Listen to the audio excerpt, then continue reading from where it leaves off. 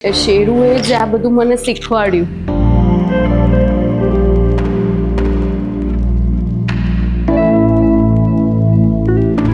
ये इग्वाना आपके पास कैसे आए? इग्वाना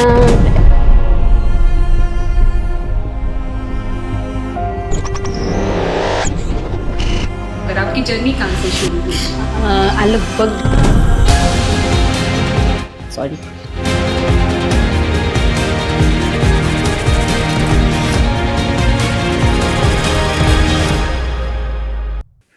सिर्फ ज्ञान नहीं, real stories, real talks. No script, no filter. Presenting a woman who is endlessly and selflessly taking care and protecting animals since many years. Presenting Jalpa Shah. Hello. Hi, केम छो? બસ fine.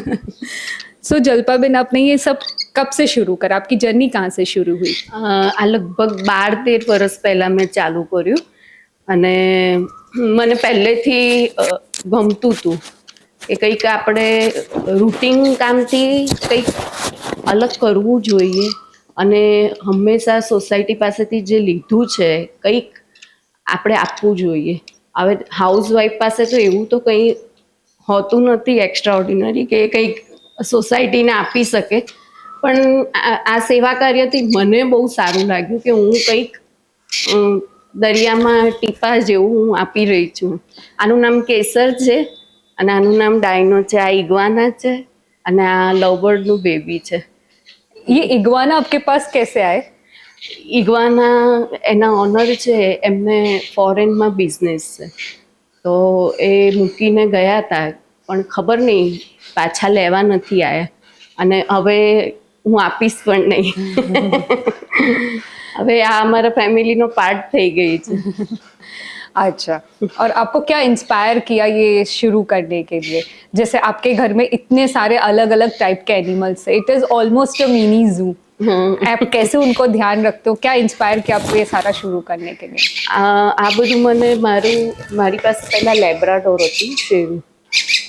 શેરુએ મને inspire કરી ક્યાંય ને ક્યાંય, કારણ કે જ્યારે શેરુ આવ્યો ત્યારે ખબર પડી કે પ્રાણી પ્રેમ શું છે અને એમનામાં કેટલો નિસ્વાર્થ પ્રેમ હોય છે. જ્યારે બી આપણે 5 મિનિટ 10 મિનિટ યા ગમે ત્યારે આપણે ડાઉન હોઈએ ત્યારે એટલો બધો પ્રેમ બતાવે છે અને લાગણી બતાવે છે. કંઈ જ નહીં કરે, બહુ જ પ્લેફુલ છે અને ફ્રેન્ડલી છે. ओके. તો એટલી લાગણી બતાવે છે. તો શેરુએ જ્યારે એ આવ્યો ત્યારે મને ખ્યાલ આવ્યો કે શું છે. અને પહેલાં મારા ઘેર કેટ હતી, એ રોજ દૂધ પીવા આવતી હતી અને એક દિવસ સમાવે એને ડોગ બાઇટ થયું યા શું થયું તો એ બહુ ઇન્જર્ડ થઈ ગઈ અને એને હું જીવદયામાં લઈ ગઈ અને એની સર્જરી કરી નાની.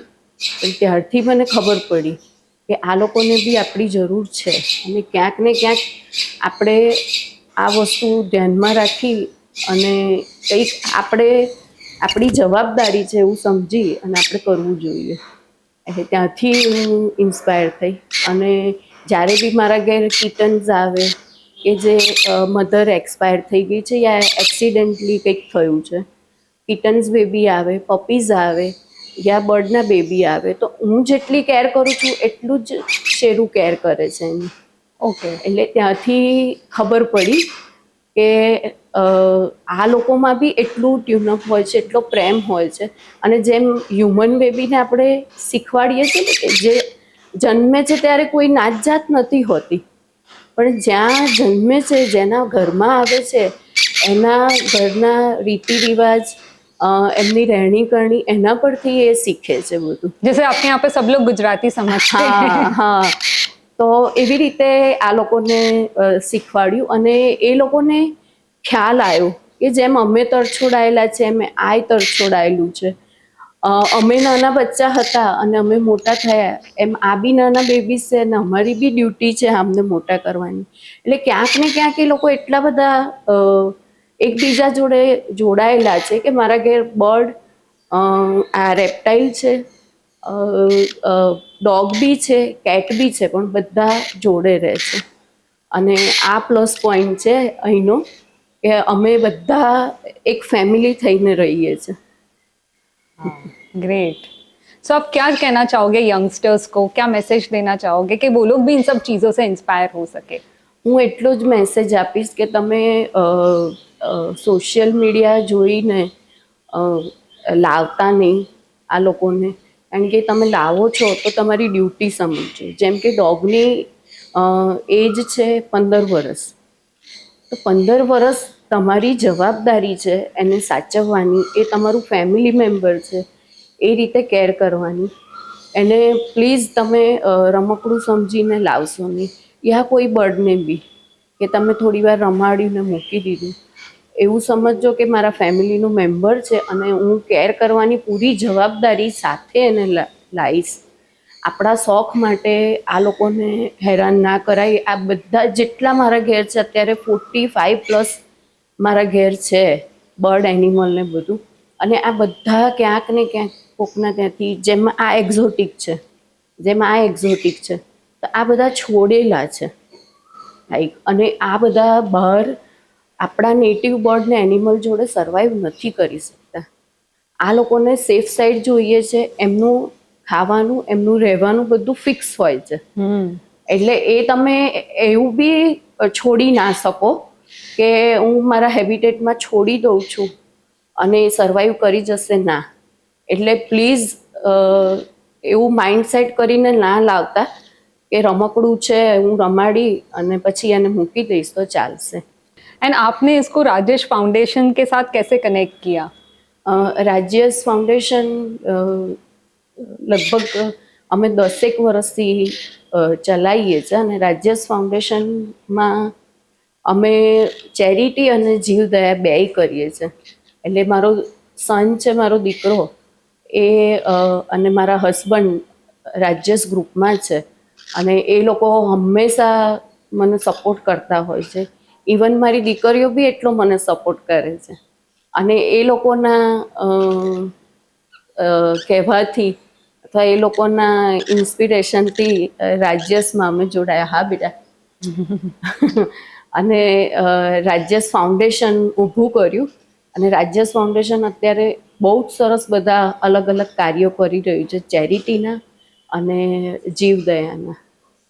અને એમાં કુંડા પ્લાન્ટેશન, એટલે આપણી પૂરી સાયકલ છે, એક કુદરતની સાયકલ છે. અને એ સાયકલમાં જે આવે છે એ લગભગ અમે અવેરમાં કનેક્ટ કરતા જઈએ છીએ કે આપણે સોસાયટીમાં અવેર લાવીએ.